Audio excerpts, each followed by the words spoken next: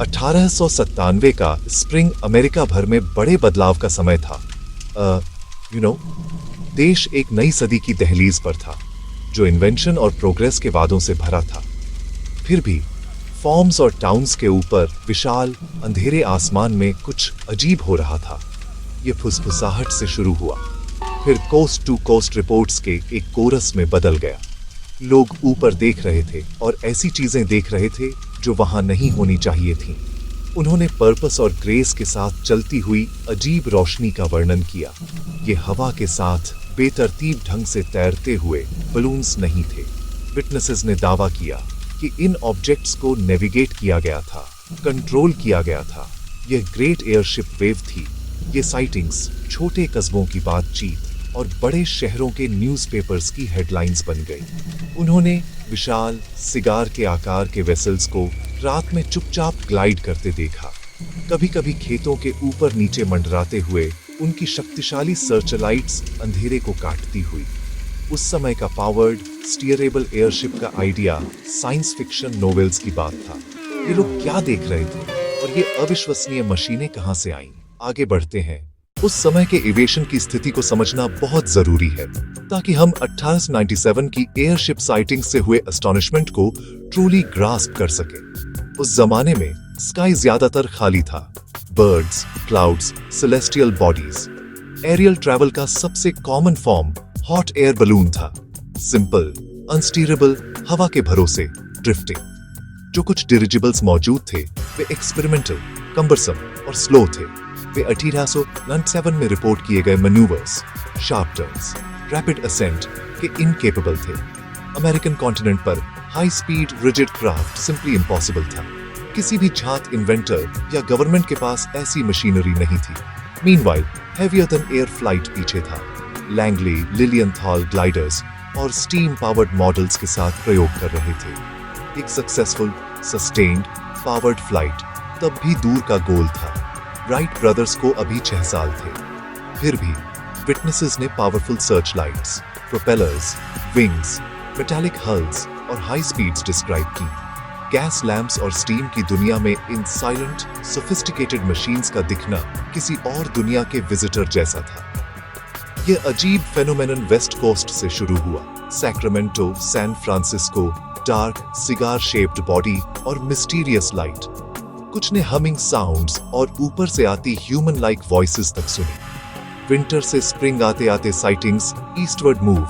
Nebraska, Kansas, Iowa, Missouri. पूरे शहर शाम को बाहर। लॉ एनफोर्समेंट और रिस्पेक्टेड सिटीजन्स भी।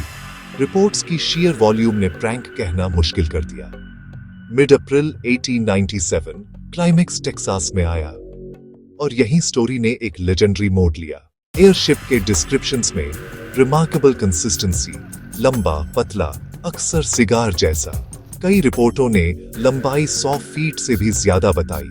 Truly colossal. एक पावरफुल हेडलाइट, किनारों पर लाल हरी छोटी लाइटें जैसे नेविगेशन लाइट्स, प्रोपेलर्स, पंख, लो मैकेनिकल हम, मशीनरी का work, impressive speeds, prevailing winds के अगेंस्ट, हवरिंग और sudden sharp turns, recurring pattern, cigar shape और डिस्टिंक्ट लाइट्स ने साइटिंग्स को क्रेडिबिलिटी दी।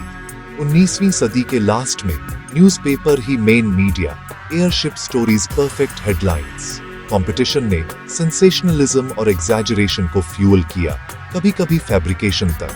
टेलीग्राम और रीप्रिंट्स ने एक सिंगल कोहेसिव वेव का इंप्रेशन बनाया, जैसे एक ही क्राफ्ट देश घूम रहा हो। प्रेस ने मिरर भी किया और मैग्नीफाई भी। जेन्युइन फैसिनेशन और सेंसेशनल स्पिन साथ साथ चले। सबसे simple explanation, misidentification, Venus, stars, meteors, atmospheric distortion, terrestrial objects, experimental balloons, lantern kites, smoke, insects reflecting distant lights, hoaxes और journalistic embellishment, motives, entertain, boost circulation, town attention, secret inventor theory. कोई inventor, blueprint, workshop या wreckage verifiably नहीं मिला। Exotic explanation, extraterrestrial origin, imagination को capture करती है पर direct verifiable evidence कम है। पर क्या बस इतना ही? यूएफओस की मॉडर्न मिथोलॉजी में मैन इन ब्लैक एक सिनिस्टर और कंपेलिंग एलिमेंट है। उन्हें डार्क सूट्स में शैडोवी फिगर्स के रूप में दिखाया गया, आते, डराते, सबूत जब्त करते। पर 80s और 90s के हिस्टोरिकल रिकॉर्ड में 19th century man in black का एविडेंस प्रैक्टिकली नॉन एग्जिस्टेंट है। विटनेस साइलेंस का प्रेशर सोशल था, रिडिक्यूल और ऑस्ट्रेसिज्म का डर।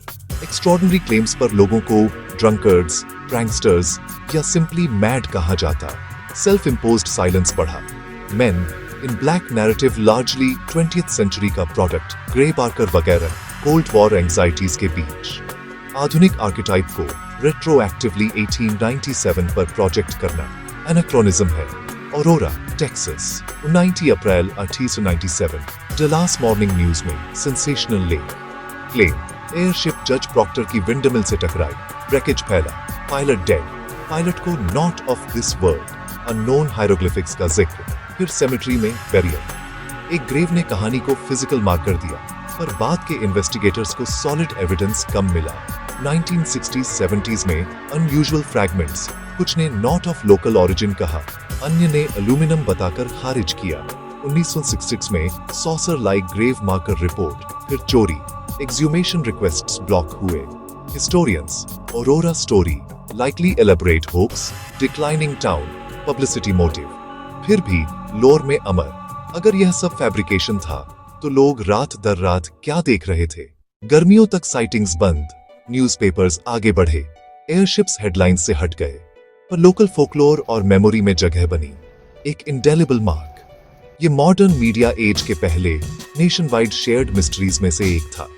कुछ के लिए वंडर, कुछ के लिए डिसबिलीफ, फिर भी कलेक्टिव इमेजिनेशन कैप्चर हुई। ये हमें परसेप्शन, बिलीफ और टेक्नोलॉजी के कॉम्प्लेक्स रिलेशनशिप के बारे में सिखाता है। जब ह्यूमन फ्लाइट फैंटेसी था, लोगों ने अनएक्सप्लेन्ड को एडवांस्ड कंसेप्ट से भरा। Unknown inventors, even otherworldly crews. Media ने आइसोलेटेड इवेंट्स को कोस्ट टू कोस्ट स्पेक्टिकल में शेप किया। Genuine puzzles, sensationalism, social contagion. सबसे plausible mix, misidentifications, hoaxes, media hype और शायद कुछ जेन्युइनली अनएक्सप्लेन्ड इवेंट्स, क्योंकि यह एविडेंस, बिलीफ और हिस्ट्री की नेचर पर फंडामेंटल क्वेश्चंस छूती है। स्टोरी एंड्यूरिंग है। एयरशिप्स आसमान से गायब, पर उनकी गोस्टली सिलुएट्स कलेक्टिव मेमोरी में है। हिस्ट्री सिर्फ जो हम जानते हैं नहीं, जो अनसॉल्व्ड है उसका भी रिपोजिटरी है। तो 1897 के आसमान में सच में क्या था? शायद जवाब हमारे ऊपर ही है, शब्दशः और रूपक दोनों। क्या हम फिर कभी ऐसी वेव देखेंगे, या हमने देखना बंद कर दिया है क्योंकि हम यकीन करना छोड़ चुके हैं?